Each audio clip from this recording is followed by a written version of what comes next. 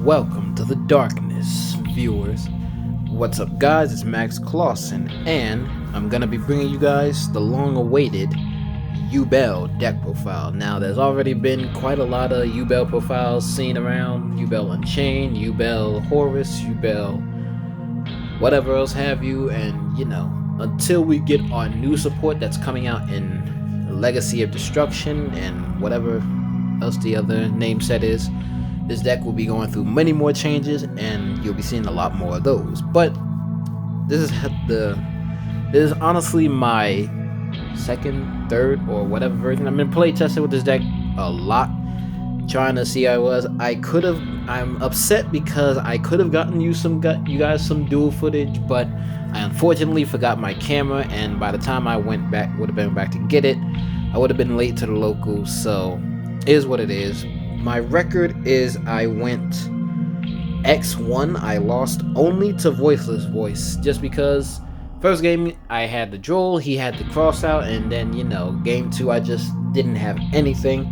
Other than that, the rest of my games I went up against Raid Raptors, went up against Fire Kings, they bricked, and I believe my last game I went up against honestly not sure what I fought. It either had to have been like another Fire King deck or just some off the wall deck.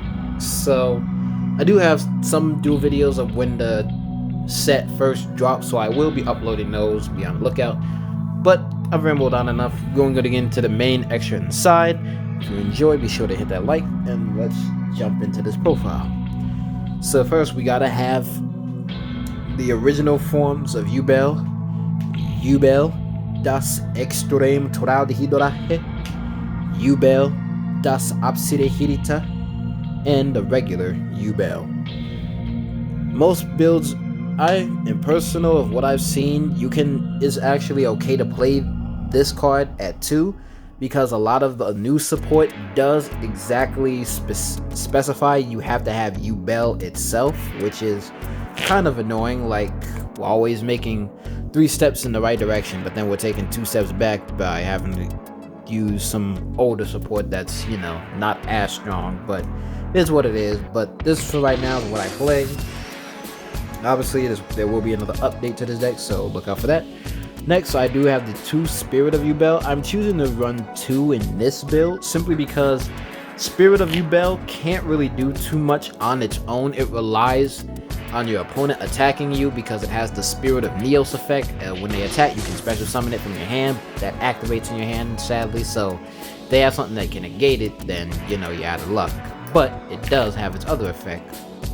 So Spirit of Yubel, when it's special summoned, add a spell or trap card that specifically lists Yubel on it to your hand, or set it to your field. But you obviously, so I would always set the card that you're searching out so they can't jolt you immediately.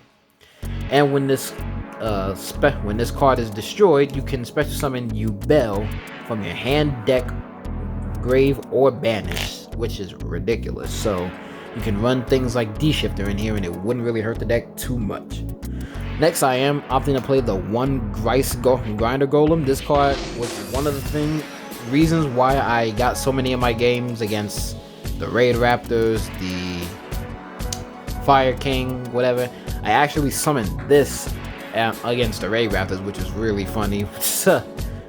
But Grinder Golem, not a lot of decks play it, but I do suggest to all Yubel players that since we don't have the rest of the support yet, it is good to be running this card because we can search it, and it's a way to get Spirit of Yubel out of our hand and give us a monster we can attack into easily to gain life points and time. So that's one of its effects, is that you can reveal this card in a Yubel monster, special summon this, and then you can summon the other reveal card. This summons to your opponent's field, and when it engages in battle with a Yubel monster, you gain the opponent, i.e. you, gain 3,000 life points, while your opponent will be taking 3,000 damage.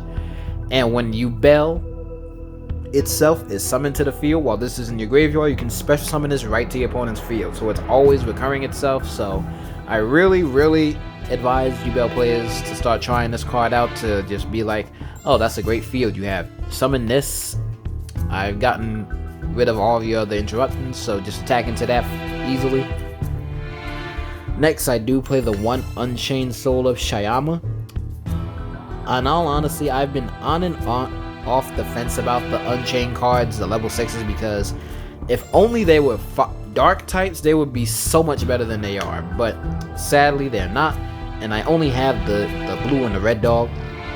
But the blue dog itself is actually a little bit more just much more useful, I should say, than the red one, because while it's in the graveyard, you can destroy a fiend or a face down card on your field to special summon it, so you can destroy one of your Yubels or one of your other things, summon him, and then while he's on the field, you can target a card on your field and one other spell or trap on your opponent's field and destroy it, which is, you know, back row removal, which is really great for this deck. Next, I do opt to play the 3 Dark Beckoning Beasts just for consistency and to help summoning out our Samsara Demon Lotus. If this thing doesn't get impermed, then you're free to just get your extra summons. Although imperming it doesn't matter because we do run the Link 1 Armorage in our extra deck. It'll search out Spirit Gates. Again, Spirit Gates will search out it, and then this gives you an additional summon of a fiend with 0 attack and defense, being Samsara Demon Lotus. If only Demon Lotus effect or Squiggle effect, this would probably be 10 times better, but sadly it's not, so we gotta deal with it. This is always the card your opponent wants to imperm or Veiler if they can, but again, we run things like Link Monsters, so it doesn't really hurt us that much. It can tribute itself to special summon one of your Duel Monsters from your deck, and once during your opponent's turn, if they activate a monster effect, you can tribute this card to change that effect to destroy a Yubel on your side of the field, which really helps to just interrupt them. So if they have something like an important monster effect they need to get off, like say their hand is bricky and they only opened up, like say they're playing the Horus engine, they opened up Horus, Seti, use Seti effect to discard, you just tribute this, say no, destroy this, summon this, and then their turn has to end. Also, in the end phase, if you control Yubel itself, you can special summon this card from the graveyard, so Yubel will always have something to tribute for it to stay on the field as a maintenance cost. Next up, for the spells, we do have the 3 Nightmare Pain. You run this at 3 at all times, despite having the opening of the Spirit Gates. This is one of your key starter cards and the way you win against your opponent. If first during the main phase you can destroy a dark monster on your face up on your field or from your hand to search out a Yubel card or a card that specifically mentions it, and during your opponent's turn, your opponent must attack Yubel monsters if they're able to. It redirects all attacks towards them. Even if you have like this on the field and this, they have to attack one of the Yubels. It doesn't matter. And any damage that you would take from battles involving your opponent's monster and a Yubel, the opponent takes it instead. Even if they try to imperm Yubel's effect, okay, you know, I'm destroyed, but you will still take the damage, which is really funny. That happened quite a few times, and I'm just like, okay. Next, we do have 3 opening of the Spirit Gates. You can run this at 2 or 3, whatever you're depending on, ratio on, but this does play heavily into draws, so do think about those plays. It just adds Dark Beckoning Beast, but it does have 2 other useful effects. One is that you can discard a card to summon a fiend with 0 attack and defense from your graveyard, so this, and these, which is really crazy. And its other effect is if you control a level 10 Dark Fiend monster, I believe, if you control a level 10 monster just in general, you can add a continuous spell back from your graveyard. So it can add back itself, a destroyed Nightmare Pain, whatever have you. So that's really good. Then we play the God card, the Super Poly, which is literally made for this deck, and this makes this deck insanely busted. Super Poly needs no explanation. Next, I do play the 3 Piri Race map. This card is okay because you'll usually use it only to search out Samsara D Lotus, or if this is already in hand, you search this out. If this is already in hand, you search that out. Again, you do play it into draw still, but it doesn't matter because you can summon this, summon this, use this effect, set your card so you don't have to add it. Only thing is, this card has to be the first thing you activate at the start of your main phase. So in draw phase, if you have anything like Super Poly or Imperm, which we do play, you have to activate those there or in the standby, so you're free to use this card. Next, I do play the 2 triple tactics just to get a leg up on the opponent. They use something like a Joel or Ash. Alright, cool, let me look at that hand, rip anything else out of your hand. The 1/1 for 1, which cool lore, this is actually the original Samsara Lotus, and just helps with the deck, so use this to get this out. It's a consistency card, every Yubel deck should be playing it. The 1 Call by the Grave, obligatory. Until the day this card finally comes back to 3, you know, this will always be the Saki one-up that I hate having to play, to be wary against hand traps. But, you know, until Konami decides to wisen up and bring this back to 3, or ban it, you know, we will still play it. But in all honesty, aside Malicious, I believe this card is fine at 2 because it's not Saki when you draw both of them, you know, you play both. This is honestly another one of the cards that could honestly be played at 2, but, you know, we don't work at Konami. Next up is the Eternal Favorite. One of your most important cards, helps you control the board. You can play this at 2 or 3, depending on what you want to do. I may bump this up to 3 in another version, because this always makes your opponent wary of what they want to put on the field. Causes them to make selective plays, things that they wouldn't normally do, because they know you have a favorite setting. They wary, do you have a favorite setting down if they know you searched it and you have multiple back row or whatever. So this card, the first effect is that you can special summon one of your Yubel monsters that is banished or in your graveyard. Neither player can activate cards or effects when that monster is summoned. So what really came up against the Fire Snake Eye matchup is that he activated Popular. I chained this, used the effect to summon Spirit of Yubel. He summoned Popular, new chain, nothing can he can't activate it. I can't activate my Spirit, which is sad, but you know, that's just what it is. So he wasn't able to get any other search. Although, let me know in the comments below, like, I've seen duel videos on like Edo Pro that the Yubel player activated this, the opponent did this and that. I think it was with spell cards or whatever. The opponent activated something, and then, you know, the Yubel player could activate Spirit of Yubel. So I'm not sure how this card works entirely aside from that first effect, so you guys let me know, or I'll try to find the video and put it in the description down below. But yeah, this is your important card. The other effect, you send a card from your hand to the graveyard. Well, you just discard a card, and you send this face-up card to the graveyard, and you fusion summon one fusion monster from your extra deck using monsters from your field, including Yubel, which gets you into your boss monster. Next up, for the hand traps, the 3 nib. I chose to play the 3 Droll, and then we have the 3 Imperm to round off the hand traps in the deck, which is a main 40 cards. Let's get into the side deck. Well, extra deck rather. Now for the extra deck, pretty self-explanatory. Some people don't run it, but I choose to because it's still a super poly target, the 1 Mud Dragon, which really kept me alive whenever I'm playtesting against my boy Kamon. Just called Dark, their opponents can't target stuff with that.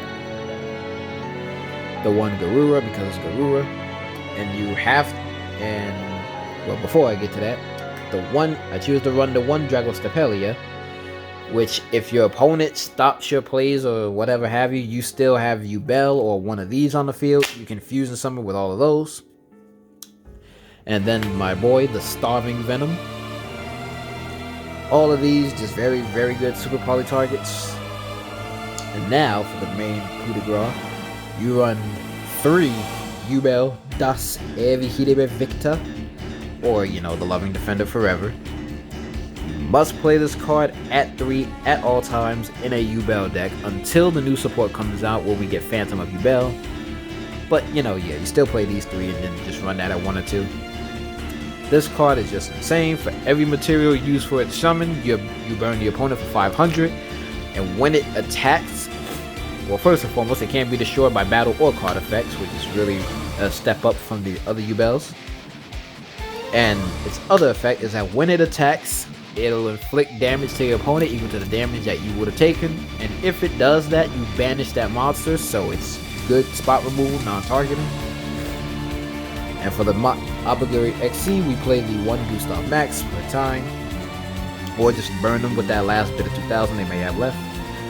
For the links, the self-explanatory, the Almirage, the Muckraker from the Underworld, the SP Little Knight, Unchained Soul of Rage, the Blue Dog, run Dark the Dark Charmer, Euro print, if you didn't tell by the camera picking it up. We run Soul of Yama, another important card, and then I do choose to run the Soul of Abomination.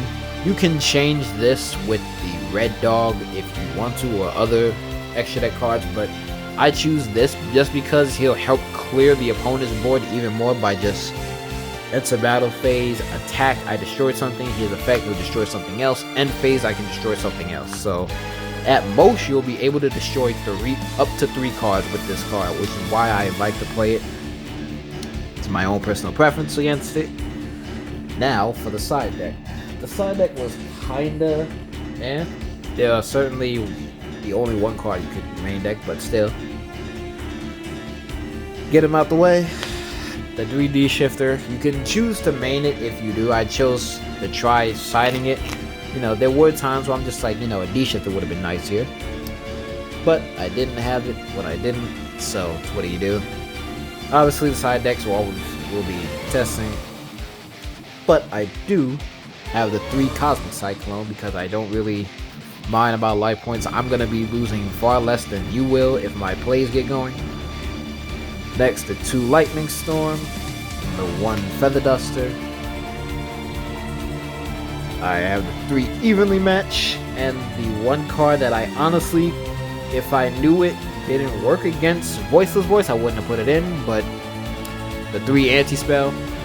Had this up against the Voiceless Voice player, but turns out they don't really use the spell cards to ritual summon, and Low can just place the damn things face upon the field anyway, so this card is just dead again. Yeah, just pro player tip, if you're fighting against Voiceless Voice, don't side anti-spell against them. It doesn't really do too much. You only really side this unless you are worried about your opponent having some like back row hate, which, you know, isn't bad, but I'd really rather to just have things sided that would stop my opponent during their turn, and, you know, if they choose to make me go first.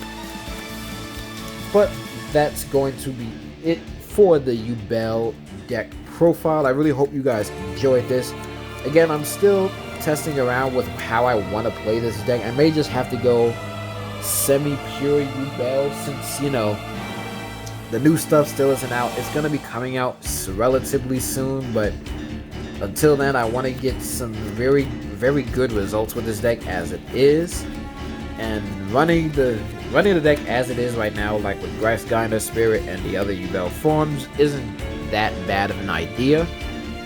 Running everything else can really be helpful, but as I see it, Yubel is a decently maining going second deck, because you can just, since you main things like Super Poly, hand traps, you can just break your opponent's board as much as you possibly can, and then just do a whole bunch of damage, which I may end up doing, so be on the lookout for the going second profile.